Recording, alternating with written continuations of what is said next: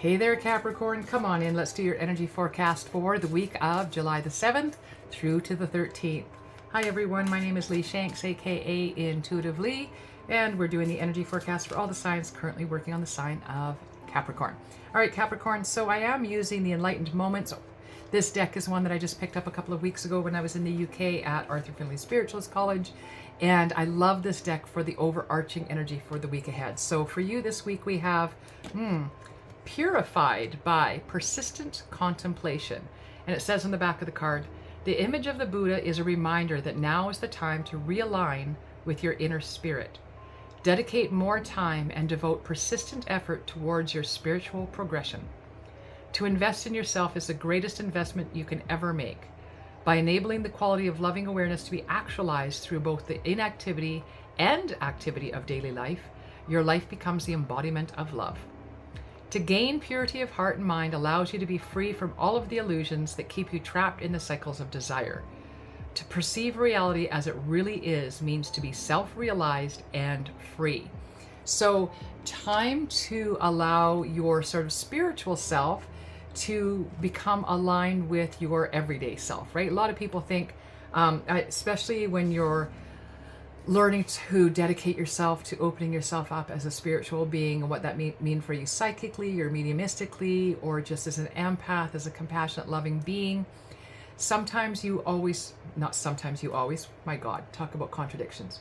Sometimes for some people, and I know that was true for myself, I always had to figure out where do I carve out time for my spiritual self? Where can I make time in my life to start living this spiritual life, this life that I'm beginning to see and believe in, but how do I carve that out? And I didn't have to ever carve anything out.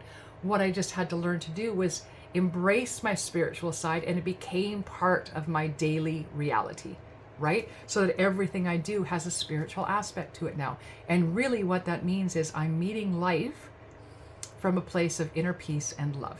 That's what it's meant for me.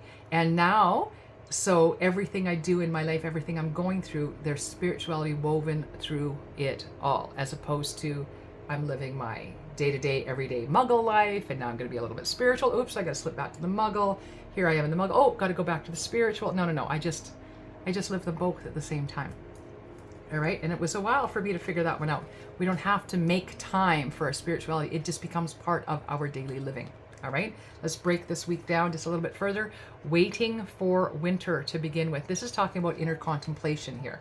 And it says, during the colder months, the fairy queen of winter will help you manifest your most heartfelt wishes, as long as your intentions are for the highest good of all. And it says during the colder months. No, you do not have to wait for winter for this to come true. Really what it's talking about is that time when we go inward, when we become the hermit and we're doing the more of that contemplative kind of inner work. And it's talking about right off the bat contemplation, because that was your first card, that purified by persistent contemplation, allowing yourself to contemplate as if you were a third-party observer in your own life from the outside looking in, and you're contemplating that, going quiet, doing that hermit thing to figure stuff out instead of the chasing and the wanting and the trying to fit it all in.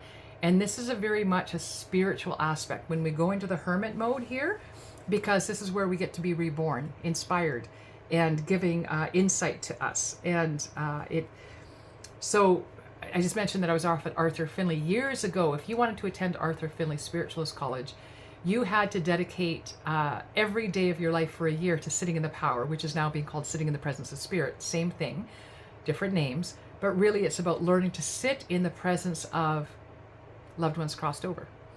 And the more I dedicated my life to doing that, no matter what else was going on, I could take 5 minutes every day, just sitting there having a cup of coffee, and I could just invite myself to become more aware of the spirit world around me, right? They're always there. It was just raising my awareness to them on a regular basis. I practice this. This is what's helping me become a better medium. It is the number one tool to becoming a better medium, is being able to do that quiet inner reflection, the contemplation, but also allowing ourselves to connect and take that 5 minutes a day to do something spiritual. And that's woven into my daily life. So again, it's while I'm having my coffee, it's while I'm doing my dishes, it's while I'm vacuuming my floor. It's when I get 5 minutes of quiet time, which never happens in my life. And making time for that as part of my everyday life, like I said in the beginning. All right. And then toward the middle of the week, you have hope. And I love this for you here, Capricorn. Hope is always there, even if we can't see it. Optimistic expectations can help change a negative situation into a positive one. That basically means even if you're going through a challenge, if you believe that it's happening for a reason and that it will sort itself out, and even if you don't understand what the reasoning is, that you can believe it is in fact for the greatest and highest good, that's where hope is born. And when we can have hope and grab onto that hope and really put a hook into it, that's when that hope can be realized, right? So we can have expectations for a good outcome no matter what's in front of us at the time, right? And I get that that can be hard for some people to say. It was really hard for me, considering the challenges in my life, to be able to say they happened for a reason. And like, I don't get all the reasons why everything happened.